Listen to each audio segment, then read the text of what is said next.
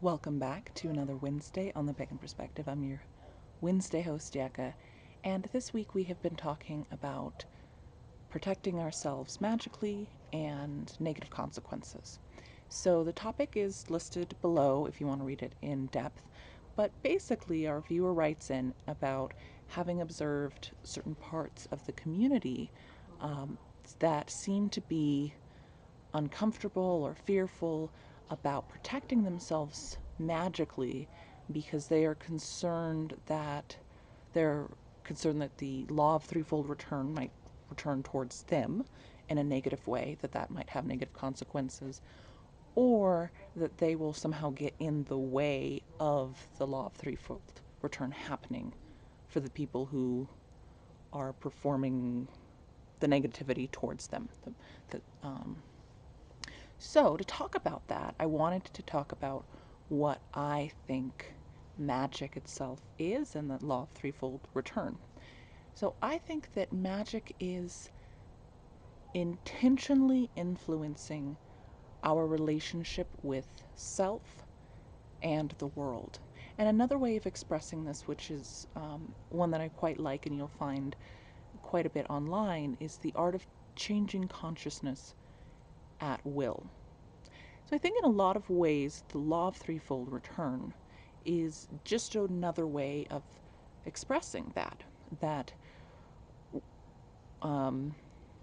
what we do, whatever we do, influences the way that we relate to everything else, and thus how everything else relates back to us. Personally, I don't believe in the three as being literal, that really it's three times as much or any of that, but just that's a way for us to think about it and conceptualize this. But we are, no matter what we're doing, we're influencing the relationship. And so magic is intentionally doing that. Magic gives us the opportunity to direct and to concentrate that power that we have. It gives us the opportunity to do that in a way that matches our goals and our values, in a way that really it's about taking responsibility for that relationship that exists. And whether that's doing it through a practice such as we call magic, or someone else might call it prayer, or have different techniques, but we're constantly doing it anyways. So a big question is, if we decide to protect ourselves magically, will there be unintended consequences? And of course, yes, there will. But I believe that there will be consequences no matter what. Any action we take or do not take will have consequences. But when we are conscious about what we choose to do and how we choose to respond, we have the opportunity for a couple of things. For reflection, then that's a big one. We have the opportunity to reflect on what it is we're experiencing. How does it feel for us? And we have the opportunity to evaluate, right? To evaluate if that matches our values. Thinking about what kind of response we could have, instead of just, having this knee-jerk of a response. And looking at what was our past experience, judging based on our past experiences, what might occur, and exploring those possibilities. And it gives us the opportunity to take action in a way that aligns with the values that we have. So, in terms of the law of threefold return, in terms of us getting in the way of that by protecting ourselves, personally, that's not something that I'm particularly worried about, because I think that what that is just a way of describing that if you do something, there's going to be a reaction. And so they have already by putting that, whatever that negative is out that we're trying to protect ourselves from, they have already influenced themselves in order to do that. And they have influenced the way that the world's going to relate back to them. And that includes us, right? We're part of the world that's relating back to them. And so that's going to happen no matter what.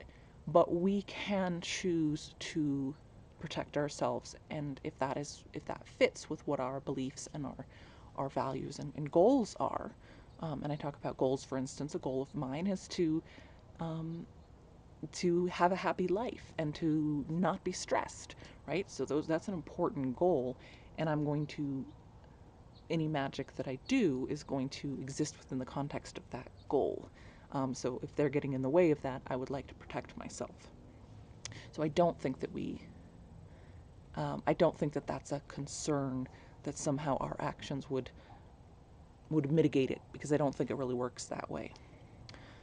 I do want to say that talking about protecting ourselves, that one of the things that has come up quite a bit in the last few months, which I think is the first major step to take in at least how I would approach it. Again, there are many different approaches, but in protecting myself or protecting one's self magically, is to start with a very, very important practice that we've talked about a lot, and that is grounding.